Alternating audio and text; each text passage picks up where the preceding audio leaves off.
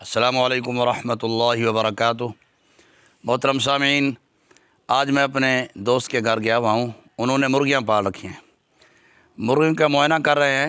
سردیوں میں مرغیاں بیمار ہو جاتی ہیں اکثر، تو میں آپ کو مرغیاں بھی دکھاتا ہوں اور کچھ ہدایات، احتیاطی تدابیر اور کچھ ادویات بتاؤں گا۔ آپ دوستوں میں سے کسی نے مرغیاں پال رکھی ہوں، کبوتر، تیتر، بٹیر یا بطخیں پال رکھی ہوں، اس قسم کے پرندے یا جانور پال رکھے ہوں، طوطا ہو گیا جس طرح، وہ بیمار ہو جائیں سردیوں میں، تو وہ بیماریوں کی وجوہات کے متعلق بھی آپ کو بتاؤں گا اس ویڈیو میں، اور ادویات، چند احتیاطی تدابیر بھی۔ سب سے پہلی بات یہ ہے، سردیاں سخت پڑ رہی ہیں، جہاں ہم انسان رضائیوں میں ہر وقت گھسے رہتے ہیں، اور سردیوں کو بچاؤ کے لیے ہمہ قسمی گرم گرم چیزیں استعمال کرتے ہیں، میوہ جات، وہاں یہ چھوٹے چھوٹے پرندے، یہ چھوٹے چھوٹے جانور، ان کے لیے بھی ہمیں اچھی خوراک اور ان کے رہائش کے لیے بھی اچھا انتظام کرنا چاہیے۔ یہ دیکھیں، یہ میرے ہاتھ میں بھوسا ہے گندم کا۔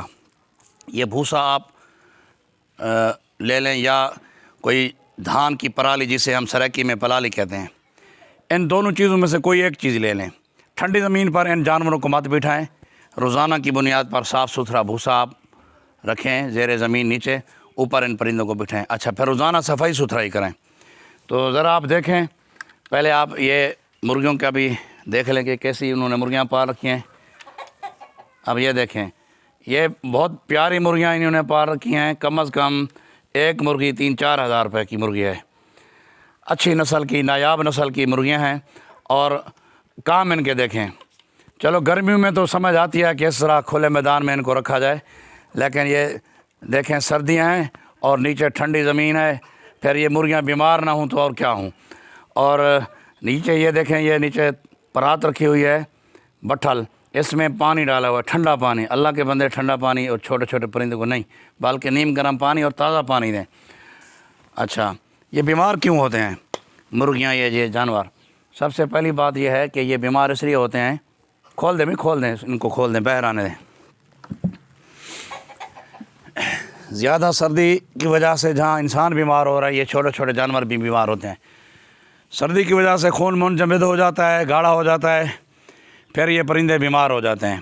اگر ان کو نزلہ زکام ہو تو آپ آم کا کہوہ ان کو آدھا چمچ دیں صبح و شام، آم کے پتوں کا کہوہ، اور ساتھ آپ اتریفل، استو خدوس، تریاک نزلہ اور خمیرہ گو زبان سادہ، چنے کے دانے کے برابر صبح دوپہر شام کھلائیں۔ 3-4 یوم کھلانے سے انشاءاللہ نزلہ زکام جاتا رہے گا۔ اگر ان سردیوں کی وجہ سے ان مرغی کی آنکھوں میں انفیکشن ہو جائے، آنکھوں میں زخم ہو جائیں، آنکھوں سے پانی بہنے لگے، تو آپ عرق گلاب ڈراپر لے لیں۔ عرق گلاب کا ایک قطرہ ہر 2-3 گھنٹے بعد ڈالیں۔ اور ایک گل منڈی ہوتی ہے، پنسار سٹور سے ملتی ہے، منڈی بوٹی کا نام ہے، اور گل پھول کہتے ہیں۔